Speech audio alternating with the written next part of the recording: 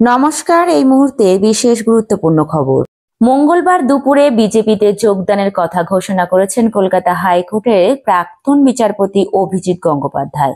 আর সন্ধ্যায় তৃণমূলের সর্বভারতীয় সাধারণ সম্পাদক অভিষেক বন্দ্যোপাধ্যায়ের আইনজীবী সঞ্জয় বসু জানিয়ে দিলেন, এবার গত 2 বছরে অভিজিতের দেওয়া বিভিন্ন রায়ের নেপথ্যে অভিসন্ধির প্রশ্ন তুলে সুপ্রিম কোর্টে রিট পিটিশন দাখিল করা হবে।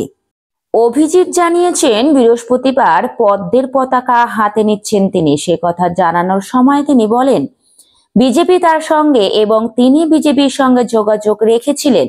ওই মন্তব্য নিয়ে ইতিমধ্যেই প্রশ্ন তুলেছেন অভিষেক বন্দ্যোপাধ্যায়। তিনি বলেছেন, উনি বলেছেন আমি বিজেপির সঙ্গে যোগাযোগ করেছি এবং বিজেপি আমার সঙ্গে যোগাযোগ করেছে, অর্থাৎ বিভিন্ন সময়ে যখন উনি বিভিন্ন নির্দেশ দিয়েছেন তখন বিজেপির সঙ্গে ওর যোগাযোগ ছিল।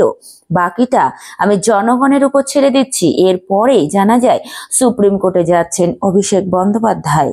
অভিষেকের আইনজীবী সঞ্জয় বলেন, গত প্রায় 2 বছর ধরে অভিজিৎ গঙ্গোপাধ্যায় রাজ্য সরকারের বিরুদ্ধে দুর্নীতির অভিযোগ ওঠা মামলা স্বতঃপ্রণোদিতভাবে সিবিআই বা ইডিকে তদন্তের নির্দেশ দিয়েছেন।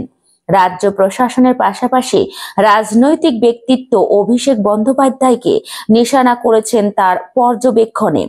একই সঙ্গে সঞ্জয় বলেন, এখন যখন তিনি আদালত ছেড়ে প্রত্যক্ষ রাজনীতিতে যোগ দিচ্ছেন তখন এটা স্পষ্ট যে তিনি আইনের উপরে দাঁড়িয়ে নয়, নির্দেশ ও রায় দিয়েছেন একটি রাজনৈতিক দলকে লক্ষ্য করে। লোকসভা নির্বাচনের আগে আগে মিথ্যে এবং সাজানো মামলায় দল এবং দলের নেতাদের ভাবমূর্তি নষ্ট করেছেন। অভিজিৎ সম্পর্কে আরও অভিযোগ আনতে চলেছেন অভিষেক। দাবি করা হয়েছে, সুপ্রিম কোর্ট মামলা অন্য আদালতে পাঠালে বিচারপতি অমৃতা সিংহকেও অভিষেক সম্পর্কে বিভিন্ন মন্তব্য করতে অভিজিৎ অনুপ্রেরণা জুগিয়েছেন, যা তিনি আগেও সংবাদ মাধ্যমে বলেছেন। এরপরে অভিষেককে নিয়ে যে তদন্ত শুরু হয়েছে তাতে জনমানসে অভিষেকের ভাবমূর্তি নষ্ট হয়েছে। অভিষেকের আইনজীবী সঞ্জয়ের দাবি, রাজনৈতিক উদ্দেশ্য নিয়ে যে এইসব করা হয়েছে তা এখন স্পষ্ট হয়ে গেল অভিজিৎ গঙ্গোপাধ্যায়ের একটি রাজনৈতিক দলে যোগ দিচ্ছেন ঘোষণা করার পরে। সেই সঙ্গে সঞ্জয় জানিয়েছেন, শীঘ্রই সুপ্রিম কোর্টে একটি রিট পিটিশন দাখিল করা হবে।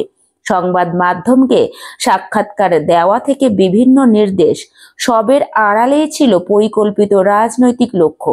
তিনি নিজেই সেটা দিনের আলোয় এনে দিয়েছেন।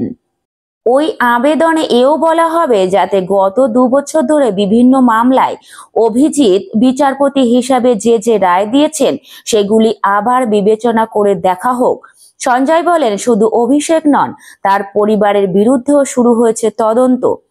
সিবিআই বা ইডির চালানো সেই সব তদন্তের উপরেও স্থগিতাদেশ চাওয়া হবে। অভিষেকের আইনজীবী এও দাবি করেছেন যে বিচারপতি হিসাবে তার 6 বছরের মেয়াদে অভিজিৎ খুবই কম রায় দিয়েছেন। 2024 সালে 531টি নির্দেশ দিলেও রায় একটিও দেননি।